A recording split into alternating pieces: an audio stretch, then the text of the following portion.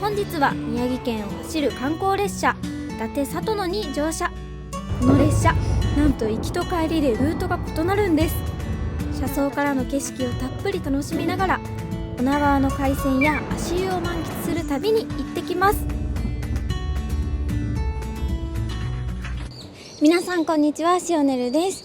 はい、私は今じゃん仙台駅に仙台駅に来ております。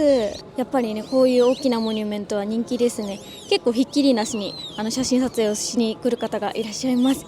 本日はですね、この冬から運行開始となった伊達里野に乗車します。ここ仙台から女川まで約2時間の旅です。伊達里野の特徴を満喫するためにも今回は往復で乗車します。ということで行ってきます。この大きなモニュメント、仙台駅東口で実際に使用されていた看板なんだそうです。駅東口の開発が進むにつれてビルに隠れて見えなくなってしまったため、今はこのように観光スポットに変身しています。現在は9時25分。時宗くんかわいいですね。 JR ロゴのついた帽子をかぶってます。ここ仙台駅から右下ピンク色の女川駅まで東北本線石巻線経由で走ります。現在東北新幹線ではファンタジースプリングスのラッピング車両が走っているため、駅全体がディズニーに包まれていますね。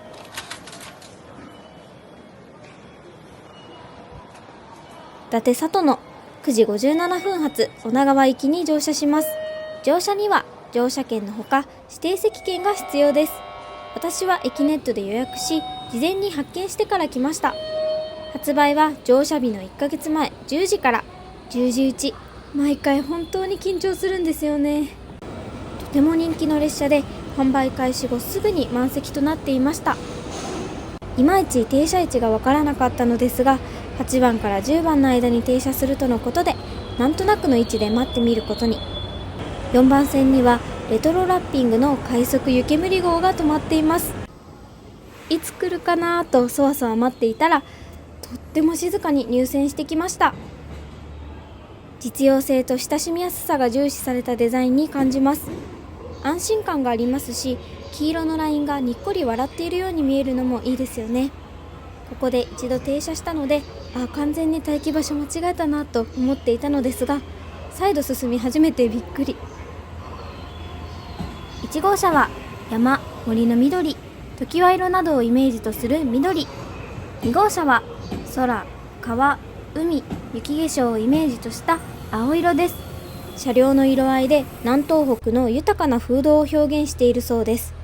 車両は HB-E300 系気動車、JR 東日本の観光列車用ハイブリッド気動車で、自然環境に対応したエコな車両でもあるんだそう。ホームでは素敵なハッピーを身につけた駅員さんたちによるお見送りが。では乗車します。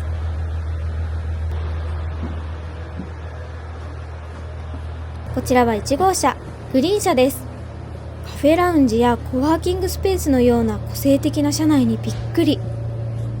ボックスシートを中心として木のぬくもりが感じられる空間に爽やかなブルーの座席が並びます。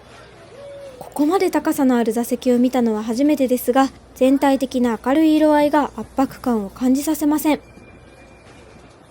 私の座席は窓向きの一人用座席、3席限定です。この価格で座席を取ることがあるとは思いませんでした。座ってみると座席幅にもゆったり余裕があって快適。この字に囲まれているので独り占め感覚がとっても嬉しいですね。仕切りは意外と浅く、いろいろとやっていると隣の方のお顔も見えるのですが、乗車中は前のめりにならなければ隣の方の顔も見えません。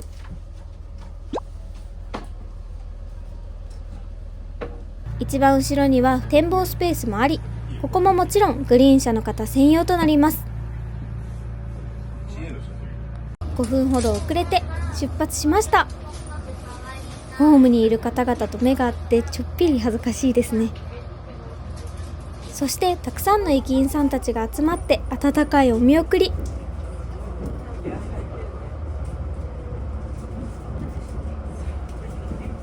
敵な旅の始まりに自然と笑顔になります。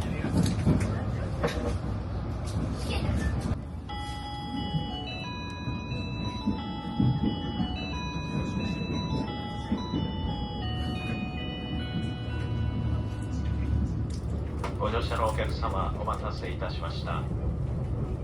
本日は JR 東日本をご利用くださいましてありがとうございます。この列車は東北本線石巻線経由の臨時快速伊達里野号女川行きです。石巻11時20里野は JR 東日本の観光列車乗って楽しい列車の一つ。2023年夏まで青森エリアで活躍した観光列車リゾートアスナロをリニューアルし、2024年4月から南東北3県宮城、福島、山形で運行を開始しました。郷の人、食、文化など東北の豊かな風土を感じながらゆっくりのんびりと癒しを感じるふるさとの旅を楽しんでほしいという思いから里野と名付けられたそうです。季節によって列車名とルートが変わり、今年の冬は伊達里野として宮城県を走っています。出発してすぐは仙台市の街並みを走り抜けていきます。やはり大きなマンションや車通りも多いですね。走行中の車内は大きな窓から光が入り、カラーリングが生かされた明るくフレッシュな印象に。ブルーの座席に光が当たると波打つかのようで綺麗ですね。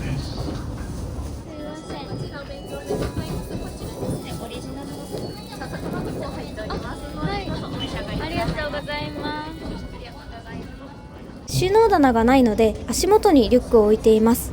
この空間も狭すぎずリラックスして乗車ができます。ここで車内検察があり、戻ってきた切符にはなんと伊達里野専用の乗車記念スタンプが押されていました。出発駅から途中駅のなんか見どころなんかも書いてあったりして、これがあるだけで乗車がかなり楽しくなりますね。窓がですね、とにかくとっても大きいです。光がすごい入ってくるので、この大きな窓を独り占めして車窓を楽しめるっていうのはなかなか贅沢ですね。里野ではご当地料理や地酒が受け取りップで購入できます。事前販売なのでそこは要注意です。こちらは乗車日の6日前が締め切りでした。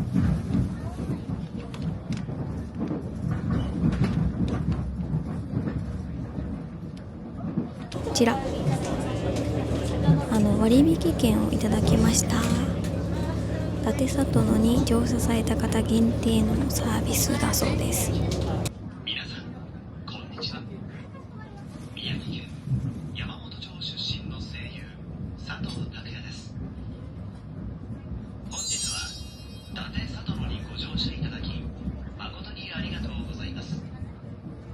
ただいま伊達里野は2024年に創建1300年を迎えた多賀城を通過しています。いつも乗車直後はちょっと慌ただしいんですが、落ち着いたので、早速お腹が空いているのでお弁当を食べます。外はね、ちょっと雨が降ってますね。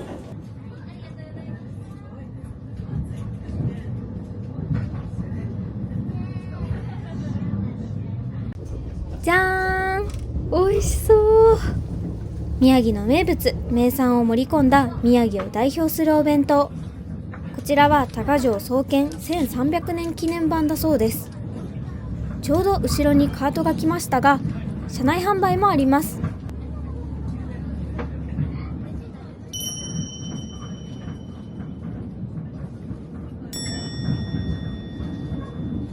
モニターからは全面展望も見ることができます。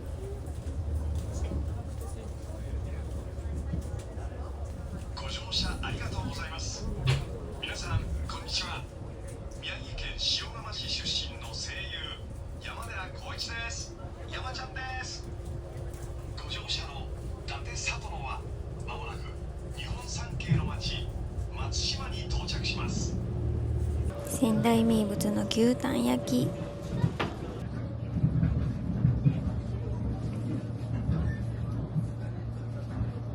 宮城といえばの食事を楽しみながら宮城の景色を眺める。のんびりと宮城を五感で満喫する至福のひとときです。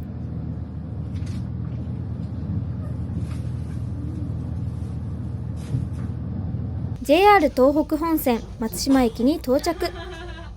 よく間違える方が多いと聞くのですが、日本三景松島の最寄りは JR 仙石線松島海岸駅。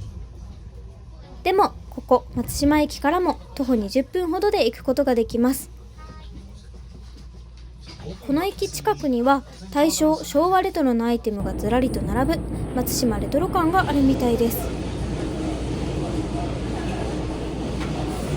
貨物船の通過はよく見るのですが、大和のコンテナは初めて見ました。本来は少し停車時間があったようですが、出発が遅れた関係で5分ほどで出発。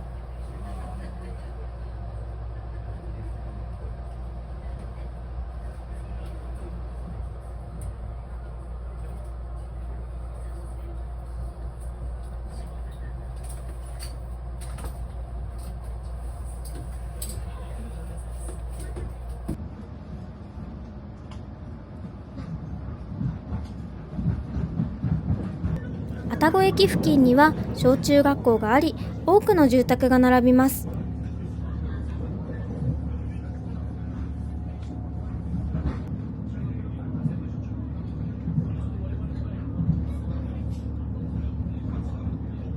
列車は都会の景色を離れ、山や森に囲まれた静かな風景の中を走り始めました。この日はこれから停車する涌谷駅がある宮城県涌谷町にて年に一度行われる野々岳白山祭の日だそうです。宮城県の無形民族文化財にも指定されており、モニターでの紹介がありました。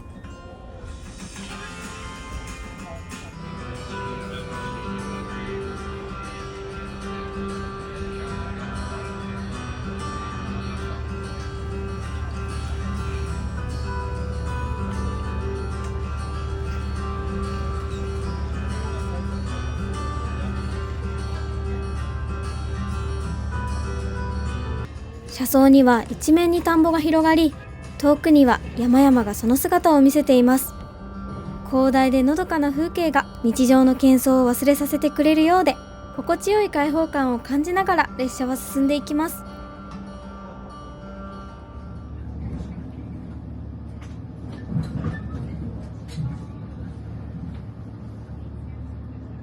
アンケートに回答して伊達里野のボールペンをゲットしました。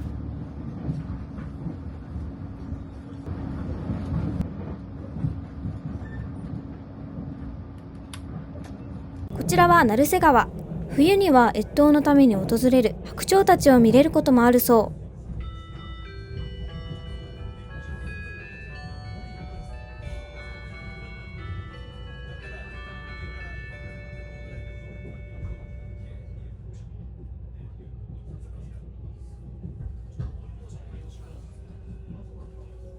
まもなく小保田です。電車台を発見。JR 小保田駅は東北線と陸羽東線、石巻線が交わる交通の要衝。かつては SL も走り、鉄道の街として栄えてきたそうです。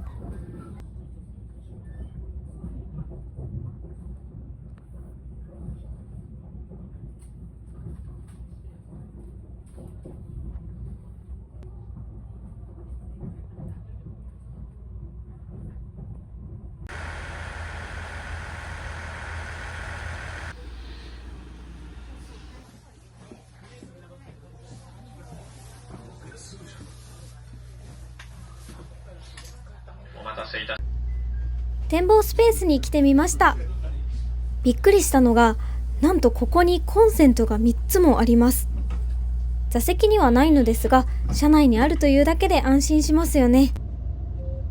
小保田駅を出発します。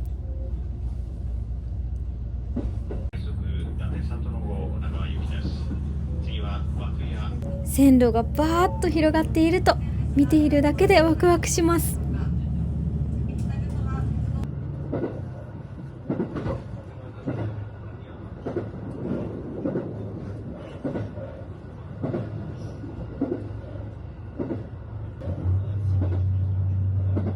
涌谷駅に到着。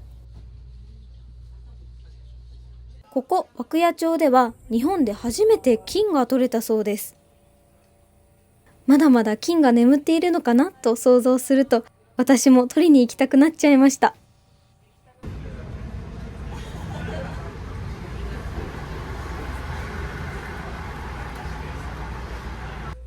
地元の方もお見送りに来てくださり、たくさんのお手振りを受けて出発。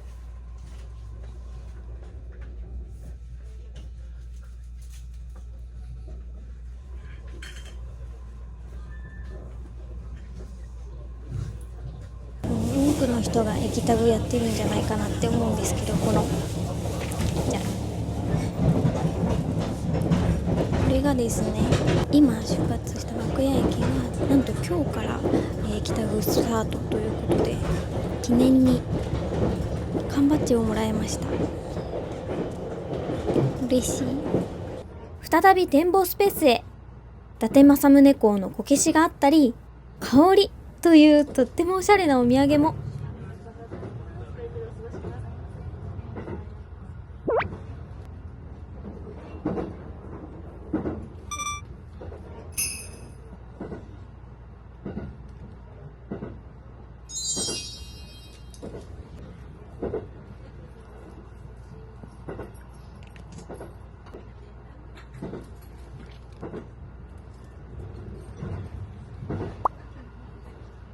香りスプレーのボトルにはタグが仕込まれており、携帯の上部に置くとアクセスできるようになります。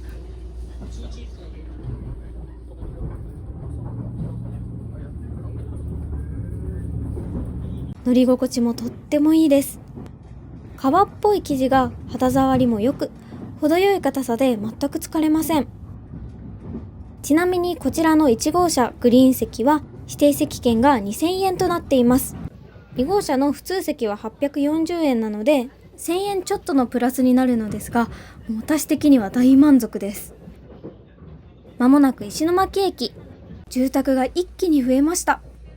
この駅が町の中心であることが伺えます。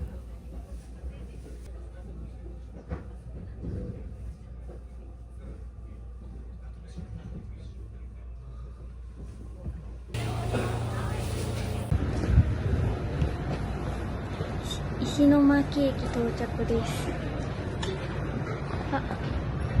至るところにアニメキャラたちがいますね。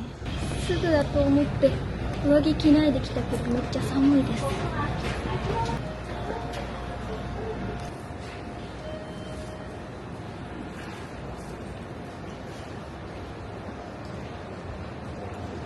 バリアフリートイレが設置されており、広く綺麗で嬉しいです。荷物置きと洗面所も。男性用トイレもありました。さあ、列車は終点の女川駅に向けて出発しました。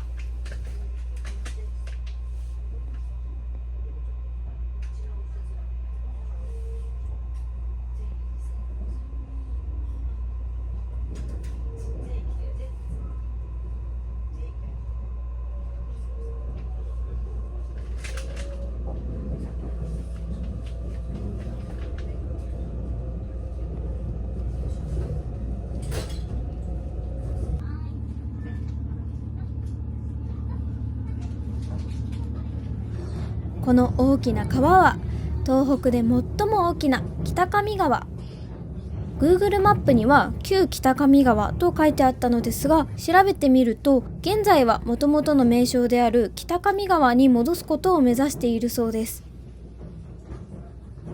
江戸にはこの川で水上輸送網が確立され、藩の財政を支えていたのだそう。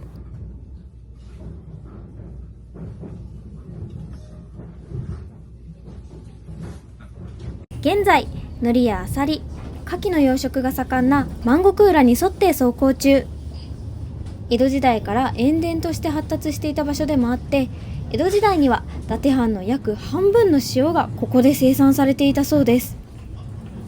歴史を感じながら車窓を眺めるのもまた面白いですよね。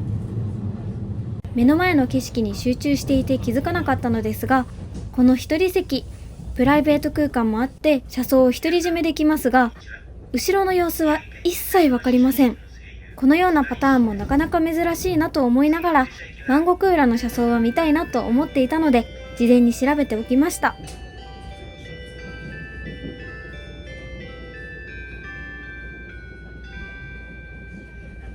ご乗車ありがとうございました。まもなく終点女川です。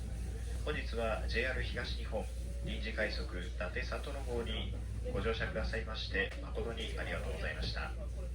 皆様のまたのご利用をお待ちしております。この先もお気をつけていってらっしゃいませ。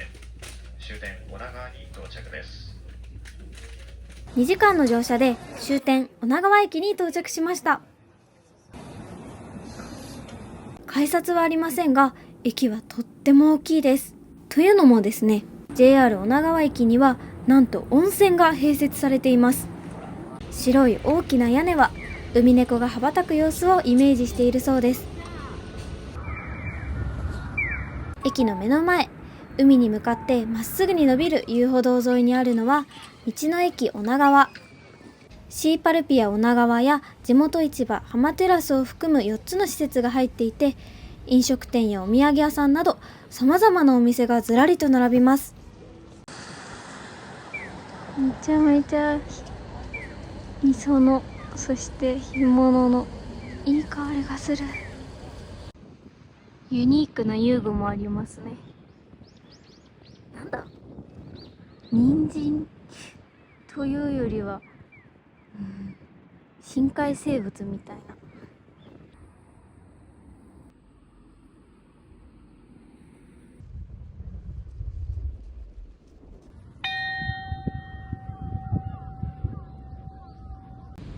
こちらは震災遺構として保存されている旧女川交番。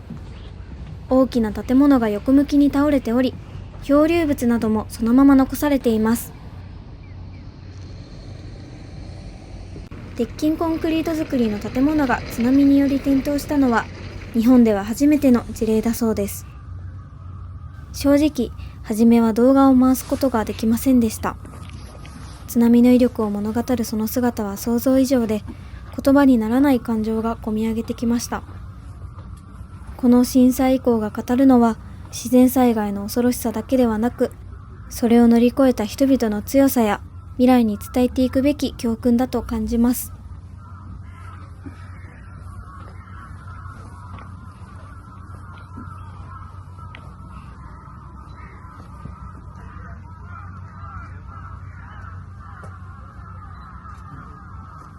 気づくと時刻は13時。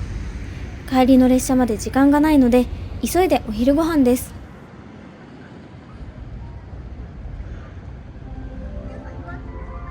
先ほど潮の匂いに惹かれたこちらの岡水さんでいただきます。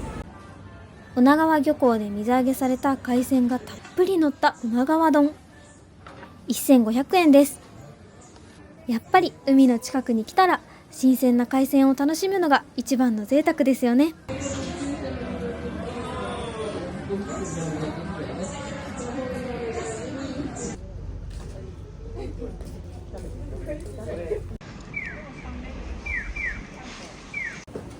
駅に戻ってきました。ゆぽっぽの1階がお土産屋さんになっていて、2階が温泉、そして温泉に入る方専用の展望休憩室があります。3階には無料で入れる展望テラスっていうんですか、あるんで行ってみます。寒い。うわ、この天井の作りが綺麗、すっごく。おー、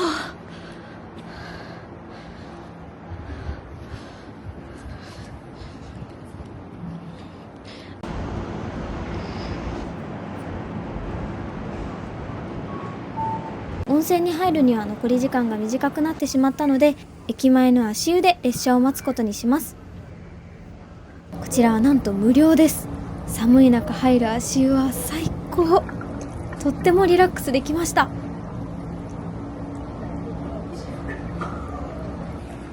さあ、帰りも伊達里野に乗車します。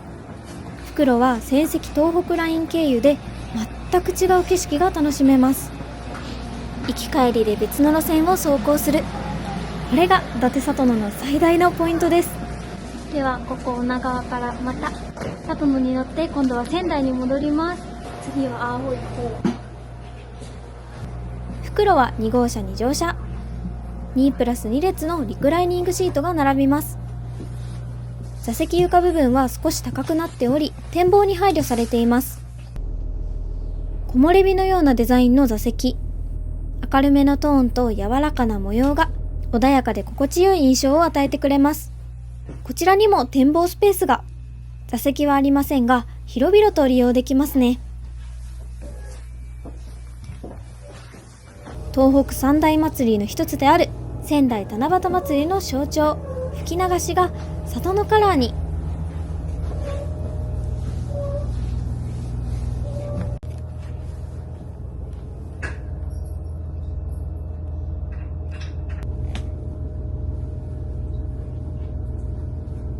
リクライニングはかなり倒れるので、一番後ろだとより優雅な時間を楽しめるかもしれませんね。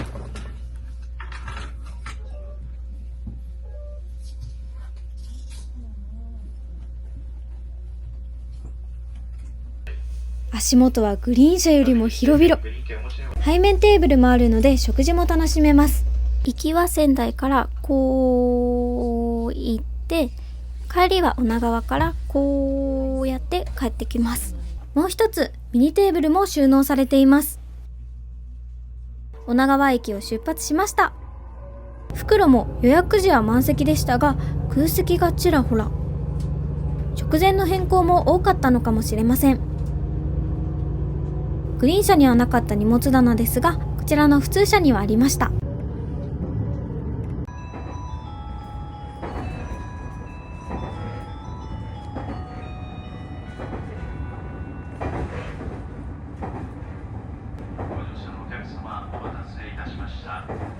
本日は JR 東日本臨時快速伊達里の号をご利用くださいまして誠にありがとうございます。お願い先西山木線仙石東ラインを経由しまして終点の仙台まで参ります。石巻駅までは往路と同じ線路を走りますが、それはそれで私としては嬉しいポイント。往路で満喫しきれなかった車窓を存分に眺めることができます。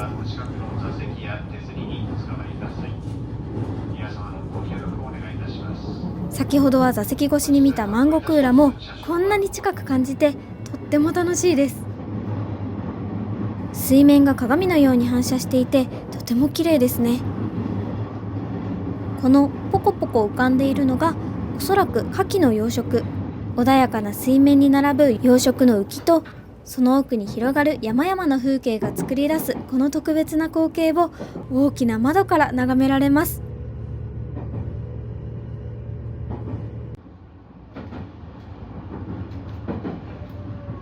綿の葉駅で列車の通過待ちです。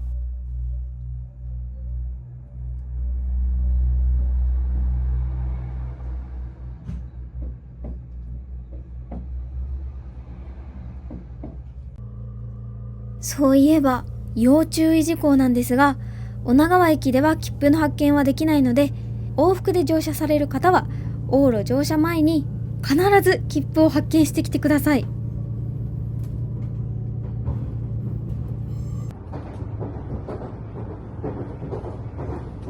この列車に乗れば窓が大きいからカーテンを閉めるために一度立ち上がらなければならないという贅沢な悩みを抱えることができます。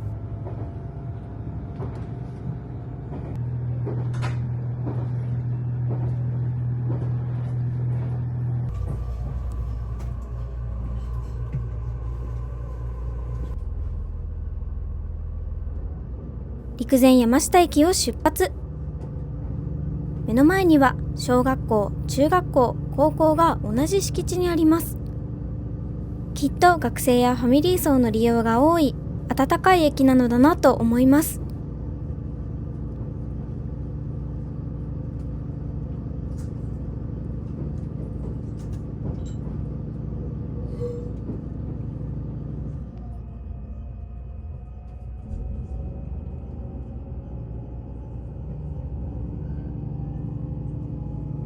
行きはお弁当だったんですけど、帰りは車内販売を利用してみました。メニュー表にはなかったんですけど、こちらの桃ジュースが本日おすすめだということで、こちらと三陸ほやせんべい、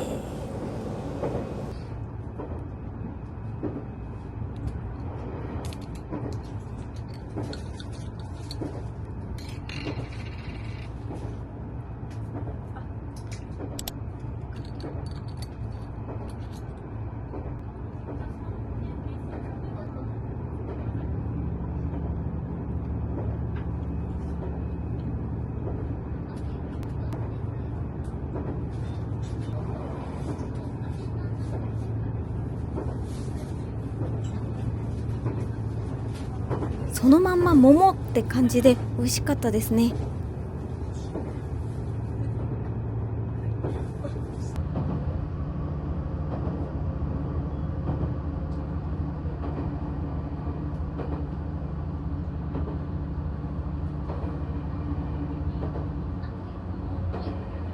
陸前山下駅だけでなく、この沿線は学校が多いんですね。ところで宮城県には陸前〇〇という駅名が多いですよね。現在走行中の JR 仙石線石巻駅から仙台駅の間だけでも、先ほど通過した陸前山下、陸前赤井など8個の陸前〇〇駅があります。これは旧国名が陸前の国だった名残だそうです。東京でいう武蔵関、武蔵境のような感じですね。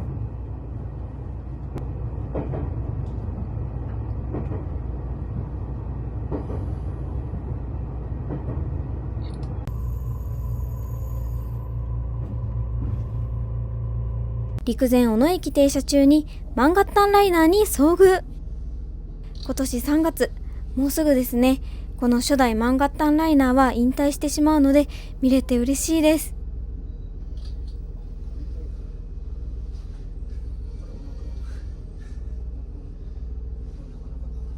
そして小野くんもお見送りに駆けつけてくれました。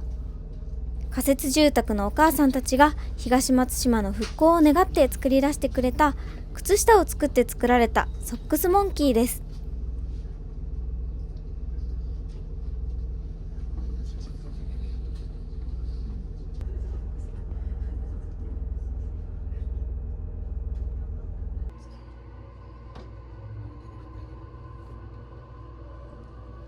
温かいお見送りを受けて再出発。心がふわっと包み込まれるような瞬間です。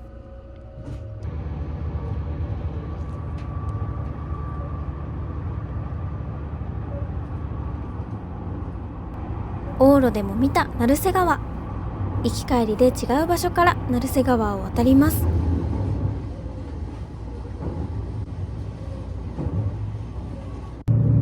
列車は現在野見る駅を通過しております。現在の野見る駅は東日本大震災により被災をし、新しく建て替えられました。東日本大震災以前は仙石線は海沿いを走行しておりましたが、津波により被害を受け、復旧の際に高台に線路を移設し、それに伴いまして野見る駅も高台に移転をしております。現在走行している線は東日本大震災の救護にできた新しい線路となります。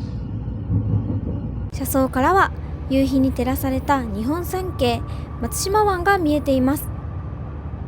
ここは東名駅と陸前大塚駅の途中。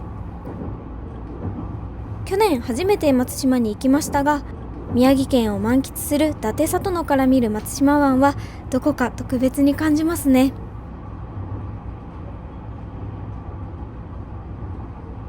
マンガッタンライナー4代目夢編成にも遭遇。出会うだけでワクワクさせてくれる、特別をプラスしてくれる様々な車両たちには本当に感謝ですね。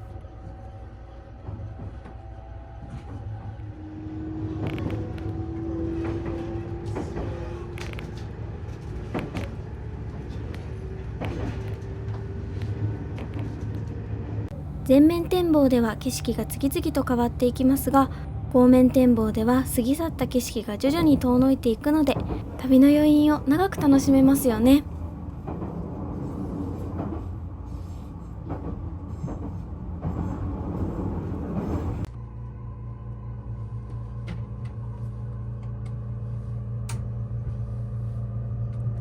駅員さんが手を振ってくださっているのに気づきましたか？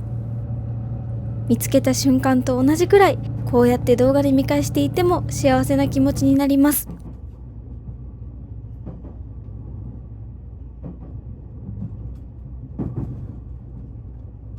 列車はもう少しで仙台駅。車掌さんが七夕和紙に記念スタンプを押してプレゼントしてくださいました。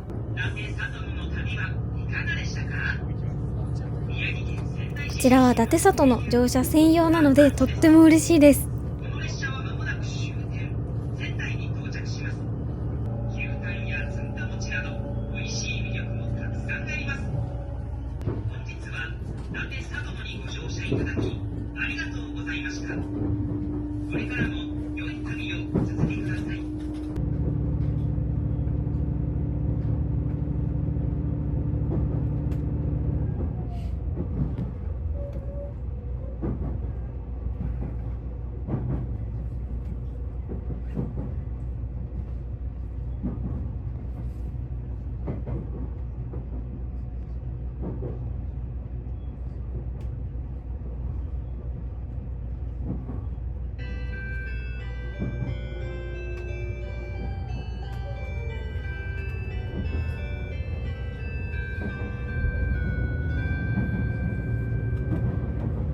伊達里の旅もあっという間に終わりを迎え、仙台駅に戻ってきました。里のオリジナルシールももらっちゃいました。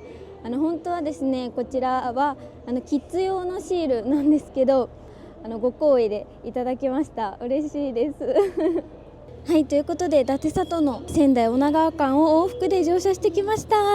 同じ伊達里の号でも往路復路でルートが違うっていうのはなかなか面白いなと思いました。